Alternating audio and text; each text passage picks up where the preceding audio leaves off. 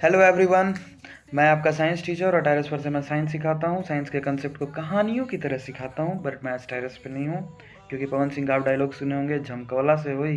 तो बस ऐसे ही झमकाना है, इम्पॉर्टेंट कंसेप्ट को स्टोरी की तरह समझना है। सो जो बच्चे 8th से 9th में अब आएंगे वो विशेष करके ये चीज़ सुने कि अभी तक जो आप 8th में पढ़े वो काफ़ी अलग था। मतलब ये कुछ ऐसा है ना कि आप इंडिया में एक इंस्टीट्यूशन में किसी भी कंट्री का लैंग्वेज सीख रहे हो। आपने 2 दिन क्लास किया और तीसरे दिन आपको उसी कंट्री में ले जाकर छोड़ दिया गया, जहाँ के लोगों को ना हिंदी आती है और ना इंग्लिश।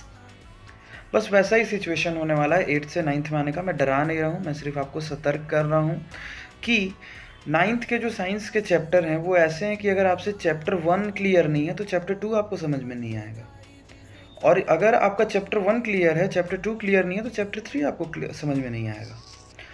जैसे फॉर एग्जांपल अगर हम देखें फिजिक्स की बात, तो मोशन है पहला चैप्टर।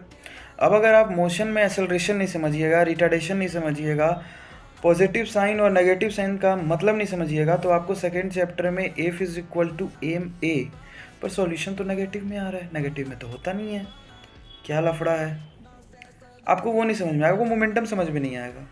और देखिए, अगर कहीं ना कहीं आपसे चैप्टर 1 समझ में आ गया, आपको मोशन समझ में आ गया, सारी चीज़ें क्लियर हो गई, आपसे फोर्थ चैप्टर आप अच्छे से नहीं किए, बट ग्रेविटेशन में आते ही F equal to M A क्या होता है, सर तो बोल रहे हैं पिछले चैप्टर में पढ़े थे, अभी ये एम जी क्यों हो गया, अभी ए और जी का क्या लफड़ा है।